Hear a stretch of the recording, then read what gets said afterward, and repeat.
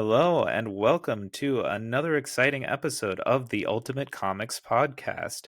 My name is Nabeel Gaber, and I'm one of your hosts. I am Josh Kang, the other host. And this is the podcast where we talk about Ultimate Marvel, an imprint of Marvel Comics that began in the year 2000, which was meant to modernize and reimagine Marvel and its characters for the 21st century, with various series such as Ultimate Spider-Man, Ultimate X-Men, Ultimate Fantastic Four, The Ultimates, and several others. Josh and I, every week, every episode on this show, will discuss a handful of issues as we do a deep dive into each Ultimate Marvel series. We talk about the issues in terms of the storyline, what we like, what we might not like so much, what holds up, what might not have aged so well, and how Ultimate Marvel and its stories have influenced not just Marvel's comics going forward, but also other media such as movies, television shows, cartoons, things of that nature. And this episode, we are back to more Ultimate Fantastic Four.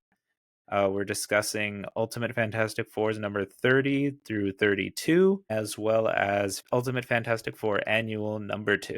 Josh, what do you think of these issues? I like them. I didn't think they were ultra complicated or complex stories, but they were fun to Right. read. You know, I always love when tunnels are involved and there's magic and body switching and insects and zombies, you know? And if that did not grab your attention, dear listeners, I don't know what will. Just think about that. Tunnels, body swapping, magic. Did you say insects or incest? Insects, Okay, insect. we'll get to incest later on as we keep teasing with Ultimate Marvel. But yes, insects too. But I will say this because you told me to say building tunnels is the most manly thing you could do. It's also the most womanly thing you could do because, you know, women could do the job too. Damn right. Josh is Yeah, a true feminist out here. yeah, you know? I'm a hero. You are a hero, Josh. We'll get into tunnels and digging and the Mole Man more as we get into Ultimate Fantastic Four. That's in annual number 2. Spoilers ahead. But yeah, we're going to start off talking about issues 30 through 32, which is the Frightful storyline. And this is big because this is the end of the Mark Millar, Greg Land era of Ultimate Fantastic Four. And it's a pretty good conclusion, I would say. Not like the most climactic end to this run, but it's a fun story, I think. And I think it has a lot of great moments and a lot of cool payoff to some seeds that were planted earlier on in this series. So without further ado, Josh, should we just dive right into it? Yeah, we meet the zombies again. Oh, not meet. We've met them before. We are reunited with the zombies. We're basically Yes. 616, but, you know, zombies. Yes, the Marvel Zombies Fantastic Four that came over from the Marvel Zombies universe are still imprisoned in the Baxter building. As of the most recent story arc, they teased at the end that they were going to be free within a week. Countdown begins, Oh, and we began this issue, number 30, with the Human Torch, The Thing, and The Thing's girlfriend Alicia Masters at a Mexican restaurant during happy hour.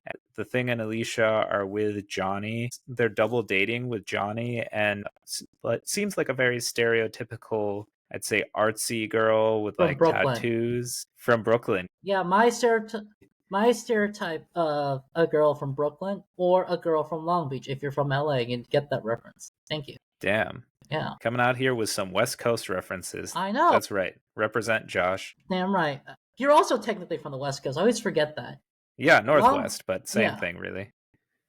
Mm, Long Beach is the Brooklyn of Los Angeles. And that's my take. And how would you describe people from Brooklyn/Long Beach? As we wrote in the script, she's a tattooed artist slash writer who wears hats and leather. Yeah, and you said in the script that Johnny is a lucky bastard because he got a date with her.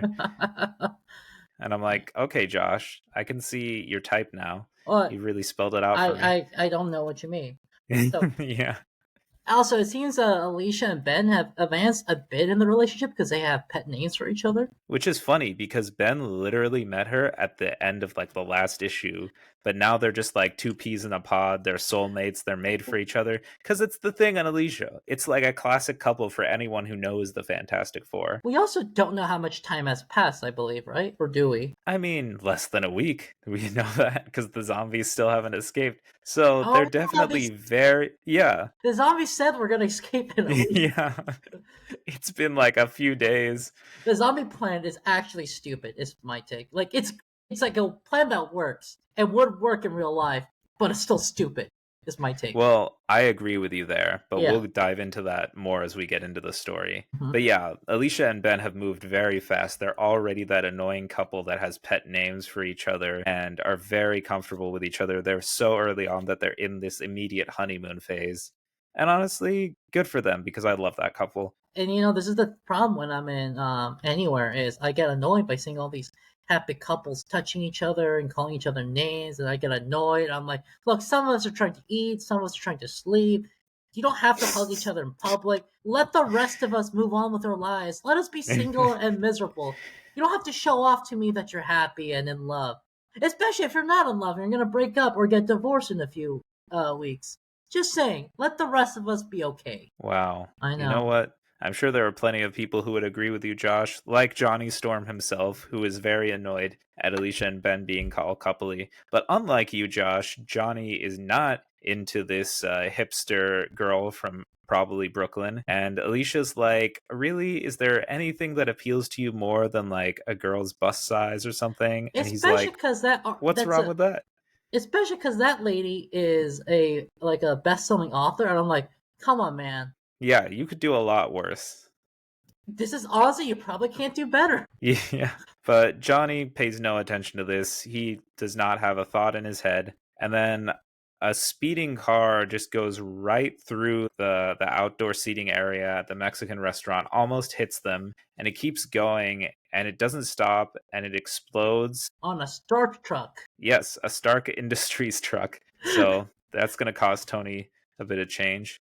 I actually found out most companies just have trucks. It's something I found out. It's like kind of weird. It doesn't seem that weird. I mean, like Coca-Cola has like thousands of truck drivers and Teamsters. Someone's Coca-Cola? got to drive all that Coke somewhere. That's a good point. You got me there. But yeah, then Johnny flames on and he saves a woman, a damsel in distress, some might say, from this exploding truck. And this panel is the most Greg Land thing I've seen, probably, because literally he's like flying through the explosion with this woman in his arms. She's making the Greg Land face that is wide open with her mouth open and her eyes bulging. And I'm like, God damn, this was traced from porn. No doubt about it. You never fail us. And she's going on about how, like, yeah, I was just like studying for beauty school or whatever. And he's like, ooh, I think I met the future Mrs. Storm. And then he passes out from what we will find out in a page later to be cramps. Yeah, he literally like keels over before he can do anything. And he's like, call my dad, which really not something you want to happen as soon as you meet a hot woman that you save and are probably gonna, bang later. So that sucks. Whoa! I'm just saying. I mean, I'm talking Johnny's like you, young. Josh. I What do don't you mean? even say that most of the time, but now you're the one who's always talking about banging people and this person banging that person and No, they're no, banging. no, no, This is no. what happens when I spend this much time with you.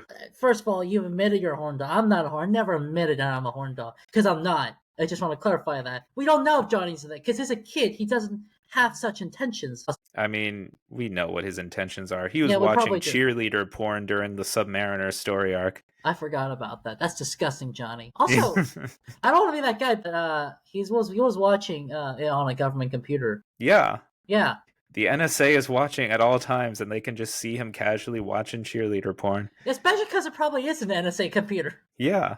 Do you Anyways. remember, if you remember when we were in college together, for those who don't know, we were in college in San Antonio. Our first or second year, there was a minor scandal because those found out a lot of government workers watch porn on their computers when they work for the city. And the city decided that's wrong, but because they didn't clarify it, as long as they don't do it after the city says you can't do it anymore, it's okay to watch porn on your computer, on your government computer. I just want to point out that technically it's okay if the government did not clarify it. Yeah, well, Johnny wouldn't have cared anyways. What are they going to do? Fire him? Yeah. Get it because He's a he's on fire? celebrity. Yeah. Yeah, he can make his money somewhere else. yeah. But Uh, then we cut to Reed Richards in the Baxter building, and Johnny's dad that he mentioned, Dr. Franklin Storm, is checking in on him. And Reed is like, "Don't worry, I've like built all the machines and stuff that like all their shareholders want." Because Dr. Storm's like, "What are you doing?" Because he's trying to like connect to the zombie universe so he can get the zombie Fantastic Four back home. But Reed's like, "No, I already built everything. I got it. Like, don't worry about it." it's also really interesting because they're a company now, which is like they are always a little of a weird organization, but I guess they just have shareholders now. They just became a company. Yeah, they went public. Yeah, they went public. They got Leonardo DiCaprio to like sell their stock. Yeah, they got the Wolf of Wall Street himself. Yeah, but they also go like, "Why don't you just put them down?" He goes, "Oh, that's cruel," and I'm like, "Dude, they're zombies. They're like zombies Yeah, from another universe." I'm like, I get the no kill thing in so many instances, but when it's undead, like zombies or vampires, I'm like, I don't care. Yeah, Just chop their heads off, drive a stake through their hearts if they're yeah. vampires, set them on fire. Like, I Well, don't care. They're undead. They're I not agree. alive. When they're not human, it's okay. It's like As butchering a pig or a cow. It's okay. It's not gonna be sad. I mean, it will be long as sad. it's halal. Yeah. You do I it mean, if humanely. you yeah, I mean, you eat halal. I also eat halal if it's available. I just don't have an obligation to. I get you. Well, Yeah. thanks for your solidarity, Thank anyways. you. It's good. Halal's delicious. It is. Yeah. But Reed But tells Dr. Storm that our universe and the zombie universe, they're orbiting each other. And like after that, once they stop orbiting, it's going to be like, how long did he say? Like, like it's going to it was be, like 100 or 1,000. It's like a long time. yeah, like thousands of years before they like intersect again. So I'm going to dump them off in their universe and then I'm going to shut the gate and then they're going to pass by each other and they won't intersect anymore. And as he's presenting this and they're talking about the zombies, then Johnny, of course, is rushed in to the Baxter building into the medical center and they take a minute to figure out what's wrong with Johnny. There's like a whole page of this like colorful page of like x-rays and everything. And it is discovered that Johnny is pregnant, Yeah. which considering how much he gets around, you'd think he would be the one getting other people pregnant, but he is pregnant and he says something about like lying skanks said Skank it was said it was impossible. impossible. Yeah, which is Damn, so funny. Johnny. It's a little sexist. It is very sexist, yeah, Yeah. but it is so funny that the idea of the Human Torch being pregnant with this parasite And they literally that say pregnant. We don't just mean he was infected. They literally go, "You're pregnant." yeah, he's impregnated with this life form Yeah. that apparently found him when they were in the end zone during the Annihilus story arc. Yeah. And I just want to say, I think it's really appropriate for Johnny to get pregnant considering how much he gets around and how he Yeah. constantly demeans women. I'm like, maybe you should know what it feels like for once. Yeah. Yeah, Yeah, let's see it's what it's justice. like. Taste of your own medicine, Yeah. shoes on the other foot. I am thinking, I know it's not like a regular pregnancy, but it's like, eh, I don't even watch Family Guy that often, but back in the day, they had an episode where Stewie gets pregnant with Brian's kids, and there's a scene Yeah. where he's ready to give birth, and they go like, "Where are the babies going to come out of?" Yeah. That's really good. Oh Yeah. my gosh. Well, maybe it's like a hyena because female hyenas have penises. The more you know, kids. Damn, Yeah. I didn't see that in The Lion King. Yeah. Actually, that's why 25% of hyenas die in childbirth. It's because it's hard to pop a baby out through your manhole. Yeah, that sounds very painful. Oh yeah. Well, let's hope Johnny doesn't go through that because we see Professor X of the X-Men has been brought in for consulting to figure out what the deal is with Johnny and how they Lots can of help X him. Men crossovers recently. Just saying. Yeah, no, in the past few issues for sure. Hmm. And I think it's so funny that Johnny's like, yeah, why is the bald guy from the X-Men here? I Which is think like, damn, put some respect on his no respect at all. I think usually he's a professor of evolutionary biology, right? Yeah, I mean, it Yeah. makes sense considering like mutants as the Homo superior branching off from Homo sapiens. It tracks. So But Professor X scans him and he's like, yeah, this is a worm that's going to hatch in 7 days, funnily enough, and will then eat all biological life and consume it. And what's really funny too is for a good chunk of these issues, Greg Land is actually not the illustrator for a few pages at a time. It's actually Mitch Breitweiser. And you can tell because like the people look semi reasonably not traced from porn, at least. And then you cut back to it and you see Sue in this like winter Fantastic Four uniform doing the classic Greg Land pose. And that's how you know Greg Land is back on art because it's like, oh my gosh, like how do you make like a parka somehow look like sexualized somehow? This is crazy. Because I don't remember this parka, I'll be honest. It's crazy. The pose is just like, why are you posing in the Well, Himalayas? I never really liked that about some of these comics, is these weird poses. But parkas could be very sexual. I just want to point that out. I'll ask more about this later. No, you know what I mean. But Sue is in the Himalayas talking to Crystal, trying to get help. And Crystal's like, can't help you. Sorry. It's really sad because they go like, "Can you use your inhuman magic and technology to help John?" And she goes, "I just want to say goodbye." And Sue goes, "It eats all biological life, including on Earth." Crystal just looks at them and goes, "Not my problem." Yeah, the Inhumans are like, fuck you guys. How inhuman of them! Ha ha ha. Huh?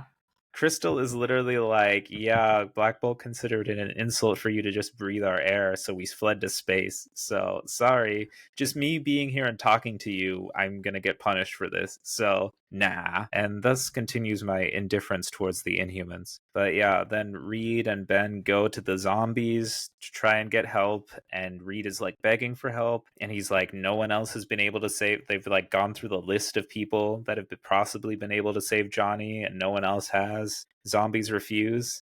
I believe there's one person on his list that he did not ask. Yeah, and the Thing points it out too. He's like, "Hey, there's one person you're sure you didn't think of everyone?" And so we cut to Latveria, Yeah. where Doctor Doom is there in his classic. This is a huge change from Victor Van Dam, who ruled a commune in Denmark and had goat feet. This is a total, I would say, return to form of like the classic Doctor Doom, because like it's in Latveria, the country is now thriving, and it is rife with propaganda. The Fantastic Four go to Latveria, and there's someone who greets them and is like, yeah, look, Doctor Doom has like overnight totally turned our economy around. And also, Josh is like spewing Doom propaganda in the I script. no, literally we He's spent like, no wonder Doom turned this shithole into a pretty cool place. There are even tourists with neck tattoos, big cups, and hats. Jesus Christ. look, Josh, why are you such a Doom truther? first of all, we've met Latverians and Latveria a few times in Ultimate Comics. Every single Uh huh. time, we see it as this awful place with a dictator, with Oh my oppression, god. and You like know, people are Doom is usually the dictator. yeah, but in this case, he was not the dictator. We're just seeing it as this is an awful place for starving people. Now there's like I assume targets because everyone has those big cups and stupid hats. People are like there's tourists, hence the tattoos, probably from Oh my Brooklyn or Long gosh. Beach. I don't know. Seems like a nice place now. He turned like an awful place with mud farmers into a place where you could visit and people are nice and happy and fed. They probably have health care. I live in Someone's America. drinking the Kool-Aid. Just say, Doom probably gave Latvians universal health care. Do you think America has done that yet since the comic? Not yet. Yeah, I'm sure things are pretty nice when you live in a dictatorship and all your freedom is taken from you. You know, my grandma lived in a dictatorship. Unfortunately, she kind of liked it. I will say that. Yeah, Stockholm Syndrome. But just say, Doom turned this like shithole of this like country into like a country with castles and happy people, and they Man, have what like. more could you ask for? I'm just saying, it was from like nothing to something. That's you gotta give Doom credit. You You probably may as like well have just like taken over Denmark at this point. Castles and happy people. just saying, I bet Doom, created all these jobs, and they said the economy's growing. Anyways, this is sounding dangerously close to a real life figure that we all know and loathe. But yeah, we find out Dr. Storm, Mrs. Mary Dr. Storm, is in cahoots with Doom, and she's in the castle in his like lab with him, and they are like partners in crime. And meanwhile, at the issue 30 ends with the zombies in the Baxter building getting ready to make their move with the Fantastic Four gone to Latveria. I will also say it's revealed that the reason Latveria has increased so much is because they've just been looting the ruins of Atlantis. Yeah. No, that's true. We get into that more as we find out why Mary Storm joined Doom, but a lot of it is because of like getting the funding to excavate Atlantis and garner all their resources. But issue 31 begins. Now we're at the part with the zombies getting ready to make their move. And the opening of this issue is like such an eye roll of like, they pull the oldest trick in the book, and these soldiers in the Baxter building fall for it. Like, there's these soldiers guarding the zombie cell, and the zombie Fantastic Four are saying, like, yeah, Reed has all this stuff that he can use to make a teleportation device. He's talking about like the ink and the pens they were given and how they can use strands of their hair, and like he's a super genius, so watch us use this to teleport out. And literally, like, the whole trick is they make it look like they teleport away because Sue just turns them all invisible, and then everyone starts panicking, and I'm like, that's her power, right? To turn people invisible. Of course they didn't teleport away, they're still in the cell, you idiots. So these soldiers make a rookie mistake of like, oh, code red, they teleported out, open the cell so we can get in and look around. And they get in, and of course the Fantastic Four turn visible again, because guess what? The Invisible Woman turns invisible. Idiots. And they eat it. They eat everyone in the top half of the Baxter building. Yeah, it's like a gruesome scene of these zombies slaughtering all the soldiers on that floor in the Baxter building and just crushing their skulls and setting them on fire and devouring them. And it's so funny because the Thing is like crushing their heads and going like, it's slobbering time. It kind of reminds me of like how, like, realistically 616 or some of this stuff, like, there's a lot of staff in the Baxter building at times, and they really should just be like going through them. And it's like in Ultimates, it's like, I bet most of the original staff are dead because it's been attacked a few times. Yeah. I will say this. I just realized this is that I did write the zombie Sue and Reed are kind of lovey-dovey. They hold each other. They act like a couple as opposed to zombie Ant-Man and Wasp. Yeah, that's because Sue and Reed have had their issues, of course, like any married couple, and there have been problems in the past, but man, Hank and Janet really take the cake in terms of toxic relationships. It's sad Yikes a that hootie. even as zombies, they're not lovey-dovey, but zombies Sue and Reed look like they still are a couple, even when they're undead. Yeah, they're married, they've had children, Where are the canonically in this children? world. You think they ate That's them? such a good question. Oh god, I don't want to think about it. Imagine you just come home one day and your mom just goes like, "Here, kids," and just eats your sibling in front of you. Oof, sounds like Hansel and Gretel. But anyways, the top half of the Baxter building is then quarantined and cut off, so the zombies get like the top floor to themselves, while like Dr. Storm and a bunch of other scientists quarantine themselves. A lot of people are left to die and be slaughtered by these zombies, and Dr. Storm is like speaking to them through the intercoms, talking to the zombies, trying to cut a deal. And he's like, listen, release the people and we can like help you. But they don't have anything to offer them because the zombies are literally there right next to Reed's labs. Yeah, and Zombie Reed knows how to use a lab. Yeah, he's Reed Richards. Yeah. It's his technology, it's his equipment, even if he's from a different universe. Yeah. But back in Latveria, Doom is bragging about how he turned Latveria around in 6 months, and the country, like, economically is as big as Japan. He's spewing his own propaganda. He's drinking his own Kool-Aid. It's called getting lost in the sauce. Yeah, they seem happy. Yeah. I don't know I'm suspicious. I don't know, man. Doom for president 2028. He's still holding these petty grudges, though, that he does in very Doom fashion. He's still salty because Reed's going around telling everyone that Doom's miscalculations led to the accident that turned the Fantastic Four into the Fantastic Four and made Victor Van Dam into Doctor Doom, which is true. It was Doom's miscalculations. So, like, get over yourself, Doom. Yeah, like, but country if now. you were such a great and powerful, wise leader, maybe like don't hold like a petty grudge over someone just speaking the truth. You messed up, just own it, admit it. Look, man, you have other accomplishments. You turned this shithole into a great nation. Oh my gosh. You created jobs. You improved the economy. You worry me sometimes, Josh. Look, Doom is much less racist than some people in power right now. Honestly, at this rate, I might take Doom. Exactly. You got a point. You agree with me. No, I don't agree with you. But, compared to some real life figures at this point, Doom is actually looking pretty good right now. Exactly. I bet Doom solved climate change. Could solve climate change. At least he believes in it and like believes in science. I love that about him. Also, he's a Wizard King. We all remember those stories where like the princess gets abducted by a dragon Wizard King. Yeah. That was cool. Like, so why would we want a Wizard King in charge of us? Because he's the villain. He was a villain in those kids too, just saying. And you thought the villain was cool? Yeah, like who would when you read the stories, when your mom or your teacher or whatever read you the story of the princess and the dragon, did you think the princess was cool or the dragon was cool? Man, I'm learning so much about how you came to be right now, Josh. This is like your What origin story right you here. rooted for? Did you really root for the princess, like the annoying, badly drawn princess, or the dragon? Just I mean, I saying. rooted for the knight who came in to slay the dragon, but that's just That me. sounds like animal abuse. The dragon's the villain. It's really a dude transforming into a dragon, right? That's the Wizard King? That's awesome. You transform into a dragon if you could. I mean, yeah, you're not wrong, but Exactly. I wouldn't hurt people with it. What would you do as a dragon then? I don't know, I'd fly around, set some I stuff on fire. I rob a bank. Why would Josh, how does that even make sense? You think that's the most useful thing you can do as a dragon is rob a bank? What else would you do? What else would you let? What in the world do you Things have only to? a dragon could do. Anyone can just rob a bank. No. Yeah, I get caught. If you church a dragon and you rob a bank, you get away with it. Why You do then you need to rob a bank as a dragon? That doesn't make any sense, Josh. for the money. For the money. Why does a dragon need money? Well, because you're gonna turn back into a person, and as a person, you need money. All right, it's making sense now. Exactly, and Anyways, you agree back to with the me. story before we get too far off track here. Doom, in his graciousness, points out he will help Reed to Yes, save but Johnny. he's really mainly doing this to one up Reed and be like, Yeah, well, if Reed can't solve this, I'll solve it.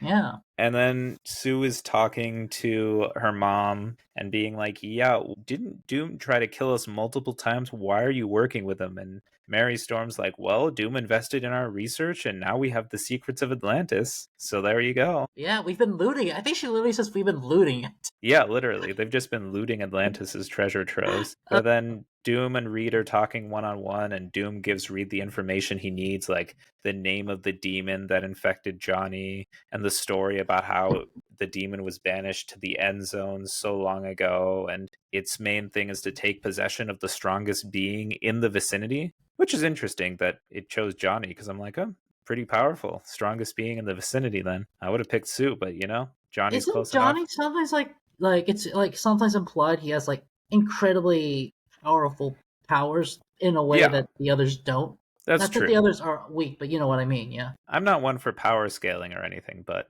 I would definitely put Sue at the top and then probably Johnny after that. yeah. But yeah, Doom is like, hey, I'll exorcise this demon from Johnny's body, but I want to switch bodies with you, Richards. He's like, we have to swap bodies so I can be you and you have to be me. And he's like, I'm not even really doing this because I'm jealous of you or want to be you. I just know it's going to hurt you. And it's very Doom of him to be like, I just want to do this to spite you because fuck you. I'm gonna help you. You're gonna owe me, and that means I'm gonna make you suffer by taking you away from your family and your life. And now you have to be trapped in my metal cage. And Reed then figures out, wait a minute, you just constructed this whole scenario like you infected Johnny. You impregnated Johnny with this demon, and you arranged this whole situation just for this. And Doom like admits it, yeah. So like who's like the great benevolent leader now? He literally constructed this whole thing just so he could Again, trap Reed. it's like the story I keep telling you about the doctor who bunks kids on the head. Oh my gosh. Yeah. I will. But it's also like this thing with Doom where he wants to one up Reed, but he also just wants Reed's life. Yeah. He doesn't admit it, but he really is jealous and does kind of want to be Reed. And also, he knows he deep down actually thinks Reed is better than him. I think it's revealed in 616 at the very end. Reed gets Yeah, him in to admit Secret it. Wars. Yeah, Reed gets Oh him to yeah, admit it. baby. And it's also sad because like Doom is jealous that Reed is likable and he isn't. And that Reed, for all of his accomplishments, Reed has something Doom doesn't have, which is like a very generic family. I know like they all have powers and Valeria is like a super genius, but like Reed just wants to be like, he's just jealous that Reed could do these things that he cannot. And like the things Reed could do are very generic things. He also, Reed makes him feel inadequate and pokes at his insecurities, like unintentionally, because of how he like points out Doom's mistakes and his shortcomings and his flaws, which everyone has them, but Doom is so prideful he can't admit it. So like in this case, in Ultimate, it's a big thing that Doom is so pissed that Reed has told everyone that it was Doom's miscalculations that led to the accident that made them the Fantastic Four, which is true. But Doom cannot handle this like attack to his pride and to his ego. So now he like is out for revenge because he's like, I've been disgraced. My honor has been insulted. And it was the same thing in the main universe in 616. It was Doom doing this experiment in college and Reed being like, hey, your calculations might be off. And Doom can't accept that he made a mistake. He's insulted that Reed would suggest that. He goes ahead with it. And then that results in the accident that scars his face. And now Doom blames Reed for this irrationally, even though Reed was the one to say, like, hey, maybe you should check your calculations first. And Doom didn't. But it's the fact that Reed points out Doom's mistakes and his shortcomings that really burns him, and that really makes him despise Reed because it exposes his own insecurities. Have you read the comic where Doom travels to a world where what if he just got over his hatred of Reed and it's just like a Yeah. utopia? Yeah, oh my gosh. I think that was that in Marvel 2-in-1? It may The have been. It Chip was like a Zdarsky? it Yeah. was its own mini series, and it just shows like Doom for the readers and for the listeners. Doom travels his universe where it's revealed there's a universe where he just got over his hatred of Reed, and the Mm-hmm. world just elected him leader for life, and everyone just likes him. And it was such a better place, and he and Reed were the best friends. Yeah, and it's like you don't even need to conquer the world. The world just says you should be in charge because you're so Yeah, if you cool. just got over yourself for a minute and like actually gained a little humility here, things would be better for you, for Reed, for everyone, for the Yeah, world. yeah. But he can't. It's. Do you remember this quote from All Star Superman where like Superman just tells Lex like if you wanted to save the world, you could have done it already. Yeah, Yeah, iconic. It's the that's same thing. Like he could have done it years ago if he wanted to. yeah. It's and there's like even the thing where some Doom fans go like, oh, like he is meant to like take over the world because he meets the White Panther god, and the Panther says like, you do have pure of heart, you will make the world a better place. But the thing is, he could do that now. He doesn't need the vibranium. He doesn't need to beat Reed. Yeah. He Yeah, could if he actually like kind of let go of things for once and just got over himself once and for all and like accepted friendship and help from others, things would be different. I I will say in one of the more recent comics, it's not his fault because Johnny does bang his wife, his fiance.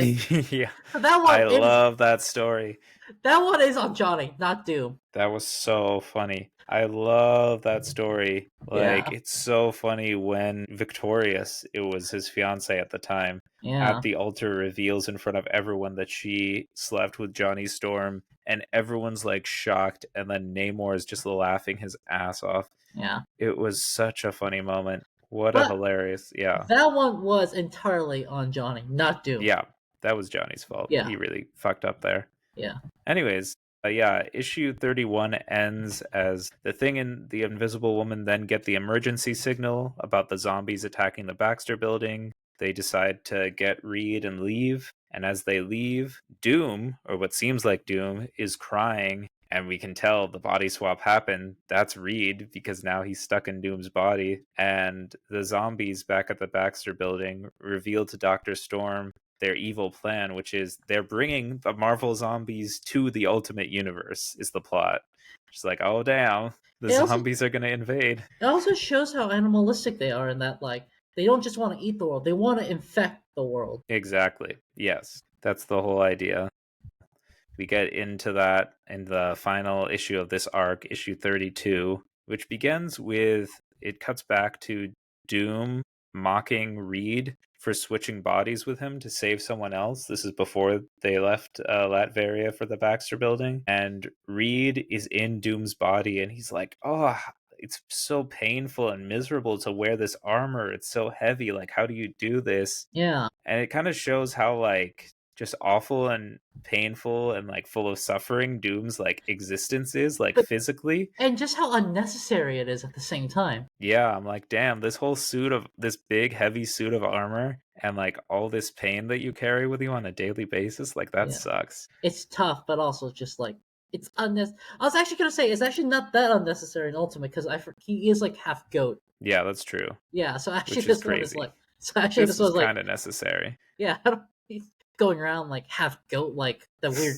Danny DeVito's character in Hercules. I forgot his name. Is Yeah. it Phil? Yeah, Phil. Yeah, I don't want Phil, like people to know I'm Phil. I'd love to be thought of as Danny DeVito. He's a national treasure. I love Danny DeVito. I love him as Penguin. I am not a human being. I am an animal. Yeah. But I don't want to be Yeah. Phil. I think Phil is his worst character. Well, I don't want to be Frank Reynolds. I've been called Frank Reynolds before, and I accepted it, unfortunately. Oh, yikes. Well, at least he's funny Yeah, and entertaining. and he's a self-made entrepreneur and businessman who That gave sounds, jobs. honestly, yeah, that could be you, Josh. Yeah, One day, I know. if you work hard enough. But Yeah, yeah, Doom is in Reed's body now, and he's like, hey, it's not all bad. Now you are, the leader of this country with your own castle and all these resources at your disposal. And he's like, I am generous. This is more than you would left.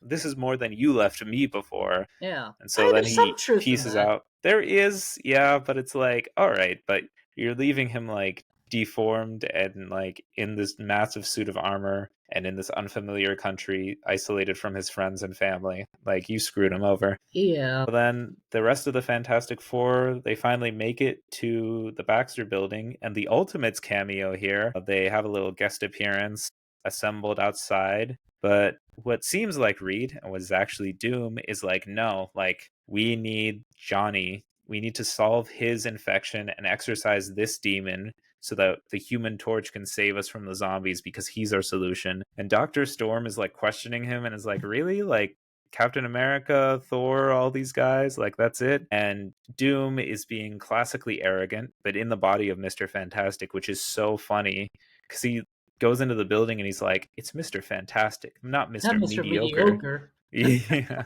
I I'll be honest, Mr. Fantastic is a dumb name, but Doom, you told me this is like a classic story though, and I always love this when this happens in the cartoons, is Doom and Reed switching places. Yeah, because this was originally done in Fantastic Four number 10, classic Stan Lee, Jack Kirby Fantastic Four issue where Doom swaps bodies with Reed. And it's also really funny because that's the issue where Doom traps Reed initially by going to the offices of Stan Lee and Jack Kirby at Marvel Comics and threatening them into luring Reed into a trap, which is hilarious. I just love how they did that. But that's neither here nor there. Then the zombies are trapped upstairs, but Zombie Reed is like, nah, it's gonna be all right. Like, we're gonna get the zombies over here. Like, probably like Thor, Hulk, and the Thing is pretty much all we need to like devour everyone and infect everyone. Maybe even just the Thing. It's I find it fascinating that like these zombies are so what's the word? They're so calculating in a way, but also like they want to spread. They don't just want to eat; they want to spread. Yeah, They're thinking exactly. like a virus. Yeah, No, totally. Exactly.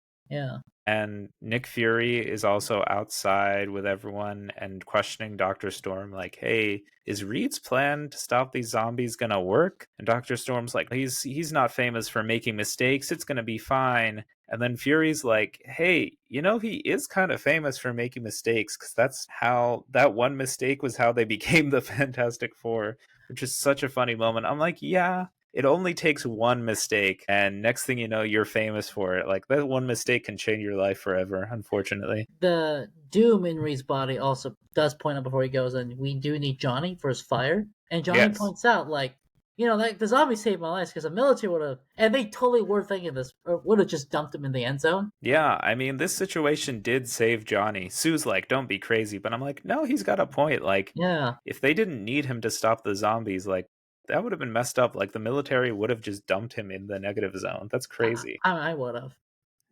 Of course you would have. So You're would like, you? every man for himself. Yeet. No, one man sacrificed for 7 billion. Damn. You are such a pragmatic, calculating leader, Josh, and I think Yeah, that makes you so much like Doom. I remember. So we all hung out a few weeks ago, and you and a couple of you guys were like, "You're such a Slytherin," and I'm like, "No, I'm not. You are a Slytherin, I am yeah. not a Slytherin. I have an intense love for all of humanity and progress, and a few eggs need to be broken along the way, so it shall be." That sounds dangerously close to plenty of dictators I've known in history. Name one. Victor Von Doom. Anyways, you are very much resembling your idol. I hope that makes you happy. It does. But then uh, the Fantastic Four are like exorcising the demon from the Human Torch, But the spell goes wrong because Doom in Reed's body, surprise, surprise, makes a mistake, Yeah. and the It's creature finds its way out into the physical realm. So now it's out and like it's not contained and it's searching for the strongest human host. And it's it's funny Thor. because yeah, they're like, guys, get to Thor, like protect Thor, don't let this thing get inside Thor. So Which interesting is that like, yeah, that's a no-brainer. Like yeah. stop it from getting to Thor. It's also interesting that first of all, I forgot the zombies think like, oh, it could get Hulk. Like Hulk's not in the Ultimates in this universe. Hulk's like an actual just a solo monster in Yeah, Hulk's jail. in prison. Yeah. But the other thing is that the other thing I find interesting is like Thor is just so the strongest, and we still don't know what he is. But the other thing is that like it's a common thing with Doom where he has the right answer and he could do it because he could do magic, Reed can't, but he messes it up in a way that Reed could have caught it and fixed it. Yeah, like if only he had worked with someone who was his equal, who Yeah, could have helped him, who yeah, could have stopped this from happening. And yeah. it's really funny because then they chase out this demon thinking it's going to go to Thor, but it passes right by Thor and it goes to what seems to be Doom, but that's really Reed in Doom's body. And he looks cool. He looks like a badass, like wizard king, like you said, Josh. And he's like doing pretty well Yeah. because he actually like contains this demon with magic and then he goes up to the zombies and he like kicks their asses, like he beats up the zombie Fantastic Four. It's brutal too, like Yeah. he rips off the zombie thing's arm and beats him with it. He necrotizes zombie Sue, meaning like he like accelerates her body's deterioration. He like summons maggots that come in and like there's a full page of them like eating the zombies and it's like nasty. I'm like, oh my gosh. I was reading this and I was like, this might be a key moment for Ultimate Reed that like I can see how he became the maker after this. Like he had some dark shit going in his mind. Especially because he was against killing them in the first place. But the zombies also say this great line where they're like, "Are you a hero in this universe? Doesn't matter. We'll eat you." Yeah, they're like, whatever. We'll eat you anyways. It doesn't matter. They probably wouldn't eat him if they realized, oh no, Doom has like goat legs, like Danny Yeah. DeVito, and they go, "You know what, man? You're good. Keep your disgusting goat legs." Yeah, we don't want to eat your disgusting goat legs. We hate the taste of goat. There must be a comic or like a movie somewhere where like what's the word? Someone sees Spider-Man goes like, there's a vampire sees Spider-Man goes like, you know what, man? Spider blood just is not my thing. Spiders are gross. You can Yeah, hold on to that. hold on to that. I don't need to make you a Yeah. vampire. That's disgusting. Radioactive spider blood too? Ew. No, What's thank you. radioactive jizz? Possibly. Yeah. Ew. For anyone who's read Spider-Man Reign, disgusting. Yeah. R.I.P. that version of Mary Jane. Anyways, yeah, then Reed in Doom's body is then prepared to like sacrifice himself because he sends the zombies through the portal back to their universe and then is prepared to go in and close the portal from the other side. And Dr. Storm's like, wow, Victor, I'm gotta say I'm surprised. I didn't think you would sacrifice yourself like this. And then like Doom in Reed's body is like, okay, I give up. You know what? If you're gonna save the world in my body, I should at least be there to take the credit for saving the world. So he literally like switches back with Reed so that way he can at least get all the credit and be lauded as a hero for That's saving the universe. I'm like, you're so full of shit. What an egomaniacal, like just blowhard. And so hilarious though. and it's a really cool moment because Doom then like arrives on the zombie universe after closing the portal and he looks at all the zombies. We get like to see the Marvel zombies again for like a double page spread. And Doom's like, okay, this should be interesting. This should prove a challenge for me. I will say if all it takes to beat the zombies is that you get bugs to eat them. Man, it sucked that Ant-Man was the hero that got bitten by zombies because he could Yeah, have fixed it. that's Actually, true. I remember in the What If Zombies episode of What If, there was a scene where Hope just reveals she could get rid of zombies by like summoning locusts and grasshopper swarms, and I'm like, Oh why yeah. don't you do that more often then? Yeah, that's true. But yeah, it ends with like the Fantastic Four and Alicia sitting around, like reading the paper, being like, "Hey, you know what? Now that like Johnny and Sue's mom, Mrs. Storm, she's in charge of Latveria now, and it seems like this was all her plan, so she could take over." They're like, "This seems convenient. Seems like she was plotting behind the scenes just to like take over from Doom. They're like, yeah, she's got plans to solve the energy crisis in 5 years' time. I'm like, all right. It's funny because I think if you remember, this was written during the Bush years where we were all freaked out about like oil and gas disappearing Yeah. and climate change because everyone still believed it was real at that time. Yeah. And then like, oh, he didn't save the climate change thing. If anything, it got worse. But we found more oil and gas in Texas, That's, so it yeah. worked out in like the worst ways. Did not age super well. Yeah. Or age perfectly, if you think about it. But then Oh yeah. Alicia's like, yeah, so Johnny, you faced your mortality, you thought about things. Did you learn anything? And Johnny's like, nah, absolutely nothing. He learned nothing from his near-death experience. Which pretty much sums up like Johnny in the Mark Millar, Greg Land, Ultimate Fantastic Four. I learned nothing, not a thought in his head. And that's such a contrast to from Johnny when he was in Ultimate Spider-Man briefly, and Johnny. I know 616 is a big example, but one I think of right now is like Johnny in the movie, where he's Mm-hmm. like he isn't in danger exactly, but he puts himself in danger, and his last words were like, "Tell my nephew I loved him," or Yeah. Like, this is not the best version of the Human Torch on display, as we've talked about in he's a previous episodes. he's a teen is not that bad, like because it's not like a shit piece of shit like some of the Ultimate X-Men are. I mean, yeah, but that is like a pretty low bar Yeah, to be like, well, at least he's not as bad as Ultimate Wolverine. look, Like, it's like a frat. Ultimate Johnny is a guy who cares nothing about except getting laid and partying. And Ultimate Wolverine is a frat guy who was like gonna get me too'd in 2 years. yeah, like a lot of nasty stuff is going to come out. He'll be convicted at trial. We hope so. Yeah, seriously. But yeah, then it all ends with it turns out that they're all sitting in this like microscopic house, this microscopic home idea that Reed has that he's applying for the Baxter building. And Dr. Storm is like communicating with them over comms as he's like looking at them through this microscope because they're so tiny sitting in this little microscopic home, Yeah. which is really funny. But poor Pym. Like Reed is just better than him at shrinking now. Yeah. No, I mean, Ultimate Hank Pym, speaking of nasty characters, yeah, I'm like, you can get fucked. Like, Actually, at that point, give it to Reed. Reed is even better at controlling bugs than him. Yeah, like Ultimate Hank Pym sucks at everything, including just being a human being. Take that. But it's really weird too because it ends with like Reed and Sue like starting to like make out in this house, and I'm Damn like, horn dogs. also like Sue, your dad is like watching you through a microscope. That's not uncomfortable at all. Yeah. I actually did recognize one porn outline in this one because Sue's hair changes to like a classical porn star cartoon from the 90s for one panel Oh and damn, switches back to her regular long hairstyle. that is an interesting note. I didn't even notice that. Yeah, but now you do. The more you know.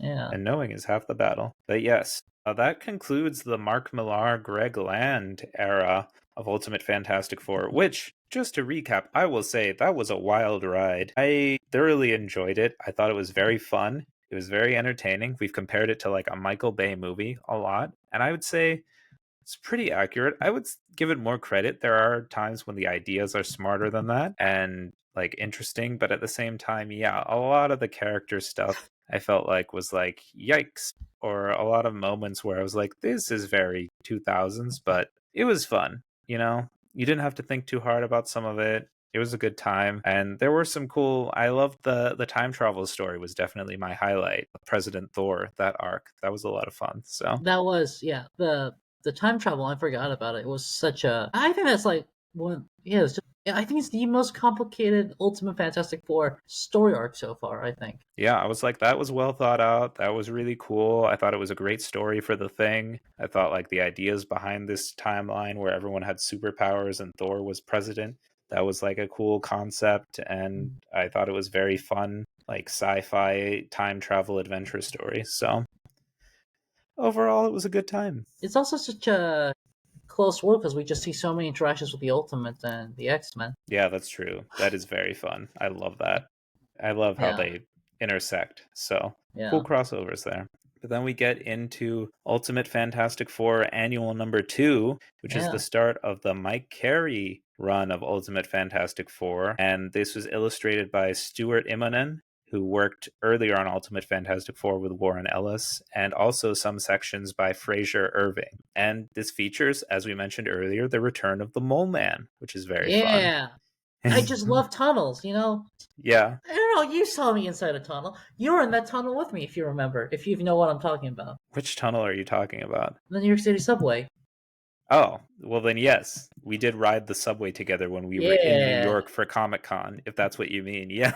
No, That's a one of funny way to put it. I gotta I have a couple friends in New York, but they always get insulted. I love New York City. I love just watching people spew out of the tunnels. It's like watching mole people just invade the city, and they always get so offended. They're like, "We're not mole people. We just have good public transportation." And I'm like, those are mutually exclusive. Do you like go up to New Yorkers and call them mole people to their faces? If I know them, yes, they're mole people, and that's not a bad thing. It's okay to be a mole person. Yeah, mole people is okay. It's good. We all should be like more like mole people, just spewing out of the ground because like yeah, you live in an underground train, you know. I feel like you were born to be a Fantastic Four villain. Well, anyways, speaking of Fantastic Four villains, the issue begins in Oregon, in nature, where General Ross has arrived to check in on this think tank called the Nursery, which basically is where like a bunch of scientists moved away from the Baxter building to get out of the danger that the Fantastic Four are always in, which is very Just like smart. the movie with Miles Teller. No, it's true. Yeah, straight out of Yeah, Fanforstic. yeah. Van Forstic really was a a straight up adaptation of Ultimate Fantastic Four. Not a good one, but it was. Yeah, an Yeah, adaptation of Ultimate Fantastic Four. yeah. And General Ross is there to check on their progress, and we get a rundown of all the scientists, including Phineas Mason, aka the Tinkerer in the main universe, a minor Spider-Man villain. We also are the guy leading doing the tour is Doctor Pinhead, an Ant-Man villain. Oh, I didn't even notice that. That's Yeah, awesome. it's also now look. Reed could shrink. He controls insects. Now he's stealing Hank's villains. Yeah, like take that, Hank Yeah. Pym. Ultimate Hank Pym, you piece of shit. Have you ever watched the Ultimate Punisher Black Widow anime they made once? Oh, I haven't seen it, but I know what you're talking about. It's really well drawn. It's the story. I think they could have redid it a bit to make it like more smooth. It was really Yeah.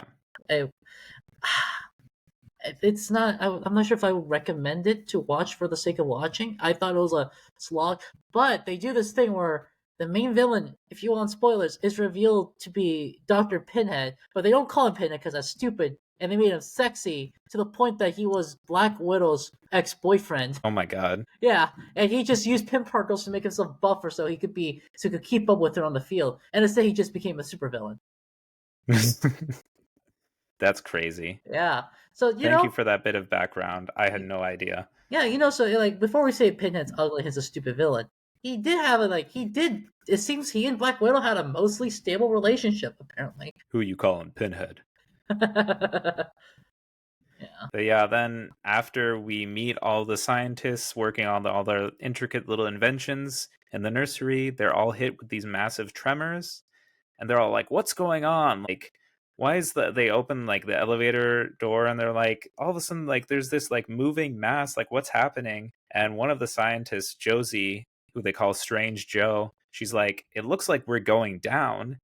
And then it's revealed that, yeah, they are being sucked underground beneath the Earth's surface. And it cuts to the Fantastic Four, who just arrived to discover this hole in the ground. And it's revealed that, yes, it is the Mole Man, obviously, who has abducted the nursery. Because what other Yeah. Fantastic Four villain would suck people underground? I bet And Doctor like, Doom will be down to do it. a Doctor Doom would shoot you into space, as he's done with the Baxter building, famously. Mole Man goes the whole other direction and burrows you underground, burrows a hole underneath you, Yeah, so because you like that's fall cool. underground. Living Man, you underground and your is cool. tunnels. I love tunnels. Look, the best thing about New York City are the tunnels. The saddest thing about LA is you can't dig underground. We do have subways, though I don't think it's wise because we have earthquakes. People's favorite president is Herbert Hoover. Why? Because he digs tunnels. Whose favorite president is Herbert Hoover? I like Herbert Hoover. He digs All right, tunnels. you're like speaking for all of America when you're like, it's actually my favorite president. He's not my favorite president, but like he should be on the list because he digs tunnels. He's famous for digging tunnels when he was a young man. Damn. I'm learning. I had no idea. I knew so much about you already, Josh. I didn't know how much you love tunnels until I tonight. love tunnels. I worked at a mining company. Well, like it was a company that did a lot of stuff. I worked on a copper mine for a week. I went Hmm. underground for a class once. It was real cool. Love tunnels. Love tunnels. Anyways, would recommend. Yeah, 10 out of 10. 10 out of 10 tunnels. But then the mole man, who is Dr. Milekovich in this version, he gets General Ross and all the other adults taken away by his fungal people. Yeah. And he wants to talk to the teen scientists from the nursery. And he goes up to these teenagers and he's like, which one of you is the best writer? And they're all like, because it's so funny because they're scientists. They're like, dude, like, we are not like in the humanities. We're not artsy people. They're not like poets or novelists. Like they write like in APA style. Like it's very dry, very just like matter of fact. They're like, what? Unfortunately, that is true for some STEM people. I do remember when we were in college together, we were humanities and social science majors, so we wrote like 30-page essays. You get a Yeah. STEM major, most of them can't write more than 3 pages. To be fair, there's some weird ones that have like genuine great literary talent, but those are rare. Mhm. STEM majors, engineers can't write a 3-page essay on art to save their fucking life. You need that liberal arts education, baby. Yeah, Get those pathways, get that well rounded education when you're in your undergrad. exactly. And what's the point of living if you can't write stuff about beauty and art and butterflies? Like those poems that Josh texts me about nature. Exactly. I didn't even write some of them. Whoa, wait a minute. I'm just hearing this for the first time. Did you just steal poems and send them to me I under the think guise of like it being your work? so. Most of them I wrote. How many? What's the percentage? 51-49. Oh my god. I thought you were going to say like I wrote like 80% of them.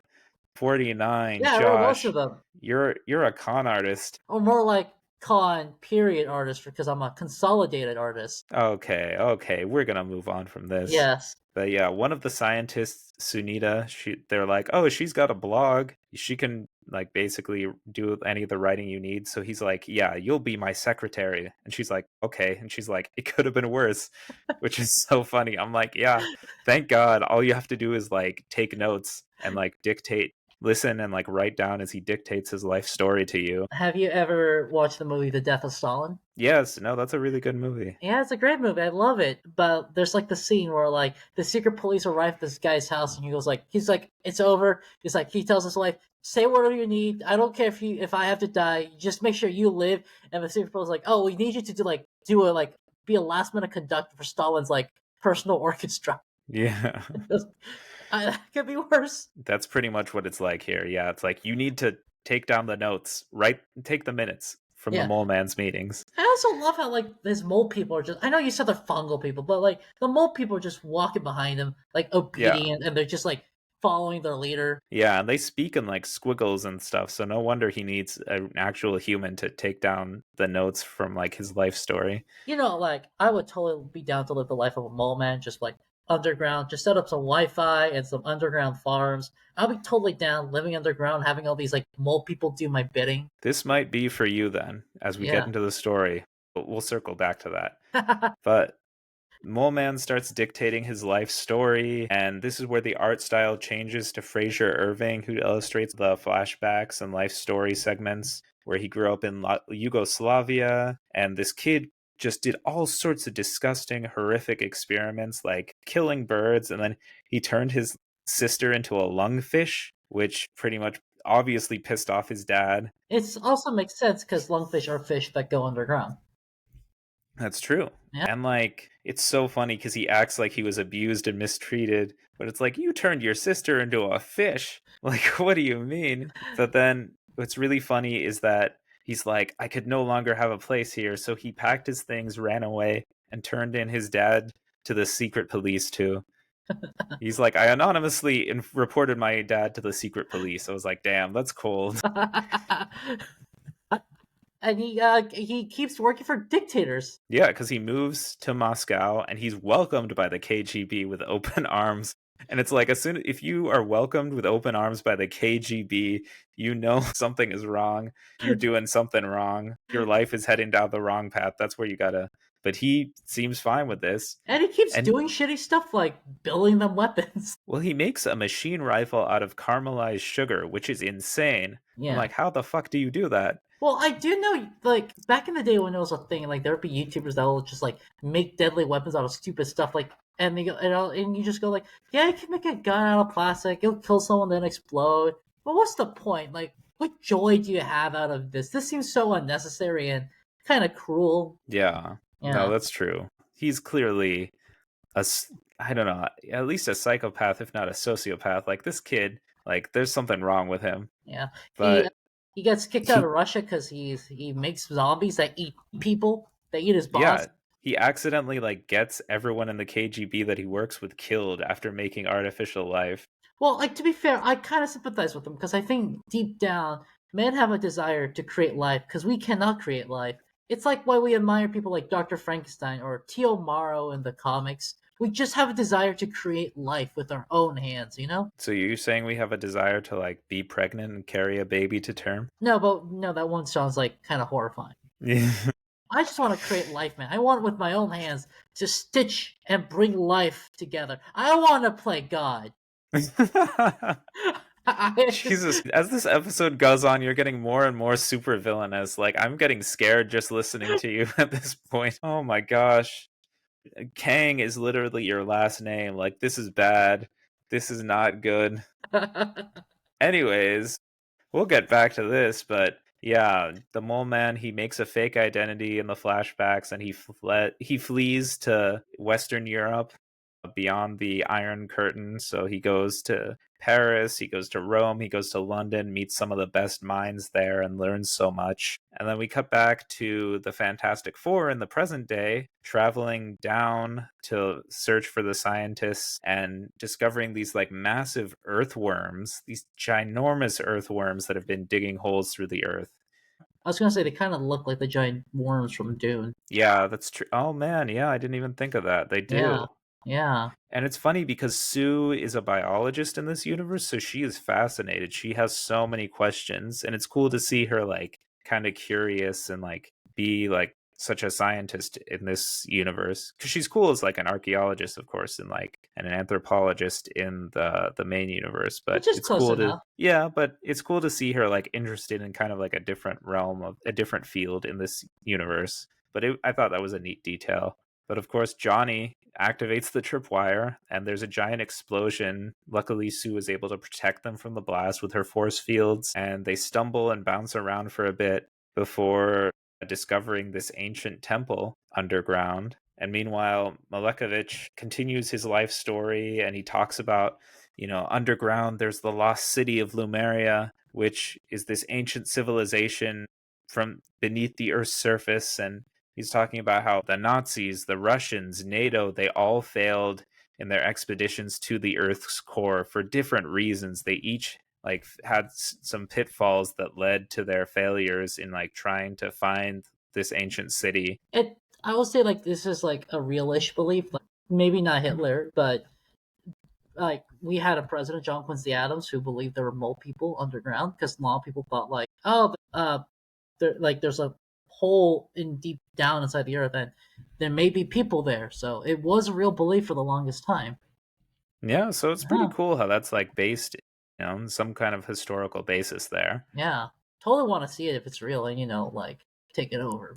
I have I have no doubt that one day you will lead this at this like whole excavation, or what's the Yeah, term? Yeah. expedition. Yes, expedition. Thank Yeah, you. it'll be great. We will like have all these new technology, historical understanding, all the space for more housing, and if there's like mole people there, I'll deal with That's not ominous at all.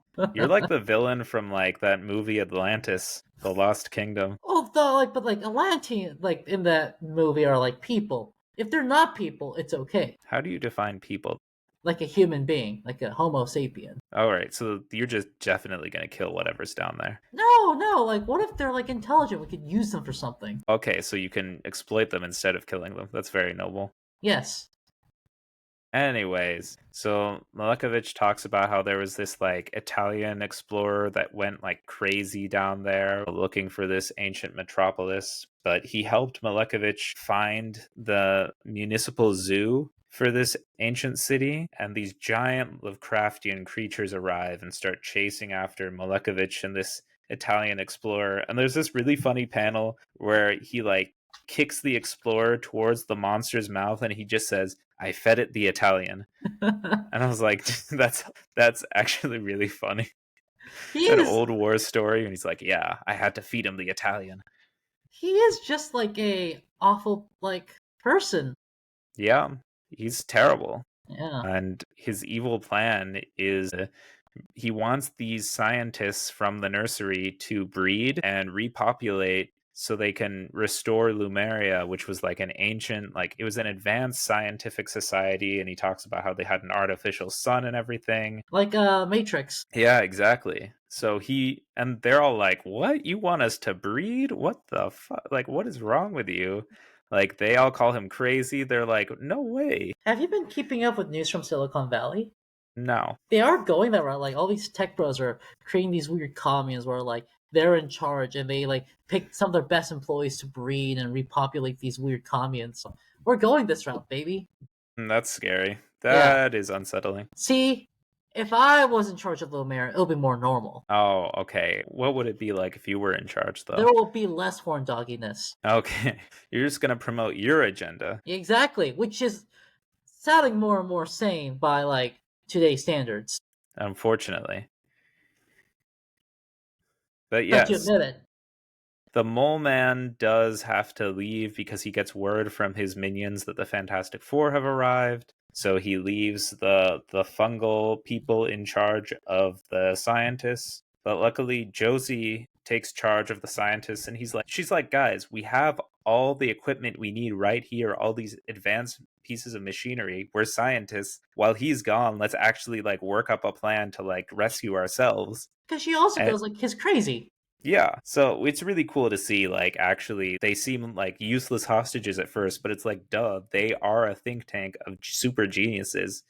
They're going to be able to contribute here. Yeah, And we see the Fantastic Four getting this big fight scene with the Mole Man's, dinosaurs. like, creatures. Yeah, they're, like, flipping over dinosaurs, and, like, the Human Torch is, like, blinding some, like, creatures because they're used to the darkness in these caverns. A lot of cool fight scene, like classic superhero action stuff. And then they encounter the Mole Man, and now we see it from his perspective with Fraser Irving's art, where he narrates his life story as they approach him. He's like dictating his life story to like the fungal creatures next to him, which is really funny. Yeah, Like as they're facing him, he's like, "Yes, and the Fantastic Four faced me, and they cried for mercy." And they're all like, "Yeah, what's wrong with him? Like he knows we're right here, right?" and he was like, "You guys could join me. You could be the new Adam and Eve." And they're like, "Could we be Adam, Eve, Larry, Curly, and Mo?" Like, it's really funny. And then he's like, "I'm gonna sick my fungal men on you." And these fungal men have been genetically enhanced with superpowers, and they have all these various different glowing, like multicolored superpowers. Some of them have wings, some of them light on fire, some of them, shoot lasers. And even the Human Torch is like, "Damn, this looks pretty cool." Like, I'm like, yeah, he's got a point. But then as they're about to fight, The then scientists he abducted are the ones to save him. They reverse engineer the technology and save the Fantastic Four for once. yeah, Sue describes the gun that the scientists have as like a mushroom gun because they just fire it and it instantly like destroys all these like fungal creatures. And Josie has a really fun one-liner where she's like, "First mistake was leaving these scientists with all these equipment. Second, I don't even like boys." And I'm like, "Damn, we got ourselves a lesbian on campus," which is really funny that she says that. And it's a really good like reveal of like, "Ha, get fucked." It's which I believe is like one of the first, unless we count Colossus, who hasn't been official yet, one of the first Hmm. LGBT characters we've seen in Ultimate Marvel. Even though it's kind of said as a punchline, but Yeah. also he also makes a good point. She goes like, I kind of don't want to go back up. You're just gonna use this to make weapons." Yeah, like they round up the Mole Man and get him ready to go back to the surface, but these scientists are like, "We're staying." Yeah. Like, we don't want to work with the government anymore. We don't want to make weapons. We don't want to make money for the American military. Like, we can actually do some serious good if we actually like work on our experiments down here below with peace and quiet and no distractions. And the Fantastic Four are like, are you sure? And like, they even get General Ross, and General Ross is furious, and he's like, I'm going to get your parents, because they're teenagers. And he's like, I'm going to get the Ultimates down here, but they have no choice but to just leave, and they like drag General Ross out of there. Meaning these kids are these scientists. I don't know if they're kids or scientists. Maybe both. Both. They're kids after my own heart. Because I would also like to be underground. Well, there is a catch, because there's this ominous ending where you see like the The underground monsters, right? monsters approaching in the last page. Yeah. Yeah, like I live in a place with coyotes. They're not that worse than coyotes. Yeah. I'm sure with their scientific equipment and machinery, they can handle whatever comes out after them. So I would like to be underground. They actually, I forgot. Sue says this is technically under Portland. Weirdly enough, because I thought when I first saw it, it's like a bunch of forests. Mm-hmm. But like, I would like to be in a tunnel. But I would also like to be underneath a city, so I could pop into anyone's house or building anytime I want. Like, what would you do there? Would you just go in to scare them? no, like, what if I'm invited for tea and then I could just do like, you know, the movie Madagascar when they just pop out, the penguins pop out of the ground for a few days. Yes. I just Yeah, want I to remember that. like pop out and go like, hey, I'm here for tea or dinner, whatever. You just want to be that weird neighbor that pops in uninvited. No, what if I am invited? And I'm I everyone's mean, neighbor. that's really wholesome. Where you Mr. Rogers of the underground? Yes. Oh yeah. You can wear your sweaters and sing songs as you enter people's like basements. No, what if I'm invited and I control the underground? I bet anytime something happens, the city would have to pay me money and go like, hey Josh, we need your help because you control the mole people and the underground. We want a new subway. Lend us some of your cheap mole people labor or whatever. So you just want to be king of the underground and have foreign allies on the surface. Yeah, I mean, like, it's the government of New York City. It's not that bad. I mean, not anymore. Yeah. Oh yeah, Mandani. Yeah, Mom Donna's gonna come up and goes like, King of the underground. It's not New York, it's under York or whatever. Josh Kang 2028. Yeah? Rule over the underground. Under York. Under York. Ooh, that's got a nice ring to it. I know. I was like, I need to build a new subway. Give us some of your mole people. And I go, yeah? Take as many as you want. They are for you. Yeah? I've been cloning them all day. I don't want the implication of what that sounds like. Anyways, that wraps up our issues for this episode. Any final thoughts, Josh? No, I think this was not a very serious issue, but I feel after, like, I have an opinion of, like, some of these issues canonically. After a serious arc, which the last arc was pretty serious as things goes with these, with Ultimate Fantastic Four, especially the time travel one, which actually got pretty dark at times. This was just a nice, fun comic. We got the Mole Man back, and you're getting a lot of these 616 vibes back into Ultimate Fantastic Four, I feel. That's true. Yeah. They're definitely leaning more towards the classic Fantastic Four feel of the original comics and the mainline Marvel universe. Yeah. But yeah, I like the annual too, because it's a nice way to ease into this new tone of Mike Carey's run on Ultimate Fantastic Four. So it gets me excited to see where it's going to go from there now too. I think it definitely emphasizes the Fantastic Four as scientists and explorers, so I can't wait to see what the rest of this run has in store. I feel those were other than like some of the more like calculating or like apocalyptic stuff with Galactus or Doom. So the best Fantastic Four comics are just when they're a family and they do fun stuff like go exploring. Yeah, exactly. Like go through underground. some tunnels. Underground, yeah. Oh, come on, everyone's favorite scene in the movie was when they go underground. I don't know about everyone's favorite scene in the movie. Okay. Maybe yours. We love this. I like it when they go to space. Oh, the space stuff was cool. Johnny's a horn dog. I always found those moments funny. Yeah, I know people love the underground because that's why Subway Takes is really popular. I mean, it's convenient. Because it's underground. Some people don't like being underground, but they're like, hey, I have no other choice. If they don't like being underground, they could be losers and take the elevated tram on Staten Island or the bus. Hell yeah, you tell them. Yeah, fucking boat people. Actually, I shouldn't say that because boat people is an actual group, but... Yeah, that sounds like a slur. But anyways, that wraps up our coverage of Ultimate Fantastic Four for this episode. Next time, we're going to be back with Ultimate X-Men. We're going to dive into issues 54 through 60. So can't wait to get back into that. It's been a while since we've talked about Ultimate X-Men. We just talked about it for a few hours, if you think about it. We mentioned them a lot. That's true. So we kind of touched on it, but this time we're going to go more in depth. Until then, Josh, where can our listeners reach us to email us about the podcast, the comics we read, comics in general, or pretty much anything else? Ultimate Comics Podcast at gmail.com. That's comics with plural and podcast singular. Ultimate Comics Podcast at gmail.com. That is right. Feel free to email us, and we'd love to hear from you guys, and then we could read it on an episode of this podcast. Again, we would love to have a mailbag segment.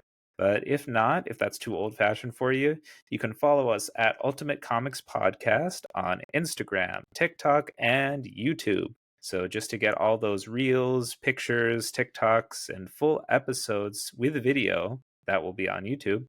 Yeah, just follow us. And thank you so much for everyone who already does follow us. We love your support, and we are so happy to be slowly but surely building a community of comic book lovers. Until next time, everyone, take care and make mine Ultimate Marvel. Bye bye.